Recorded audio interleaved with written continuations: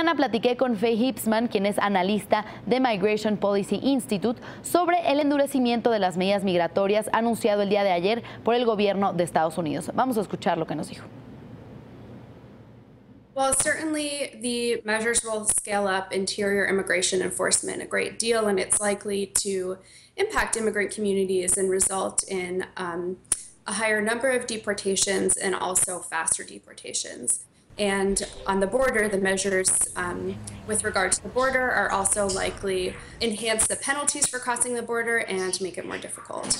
In the last several decades, it represents a large-scale increase in immigration enforcement, and the rules are stringent. Two of the measures in particular are especially important. And one is the expansion of expedited removal, which is essentially a very quick deportation that takes between a few days and a few weeks, and it doesn't involve a hearing. And the use of expedited removal used to only be at the border, but under the new rules, it can be applied to anyone in the U.S. interior who has not been in the country for more than 2 years. So that is one major change.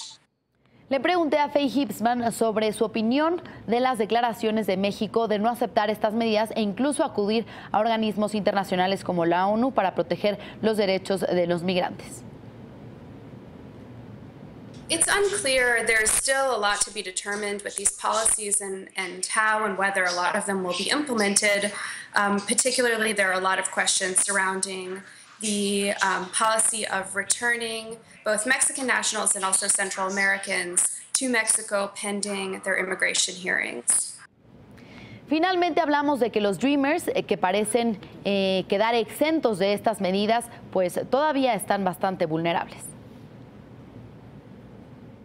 Well, it's important to understand that under the new enforcement priorities, no group or no particular class of unauthorized immigrant is protected from deportation.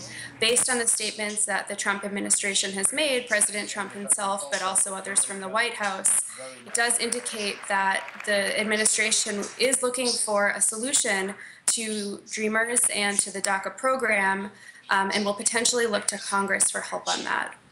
Pues ahí tiene la entrevista con Faye Hipsman, quien es analista de Migration Policy Institute. Y bueno, ante este panorama han surgido diversas iniciativas para apoyar a los jóvenes que son deportados.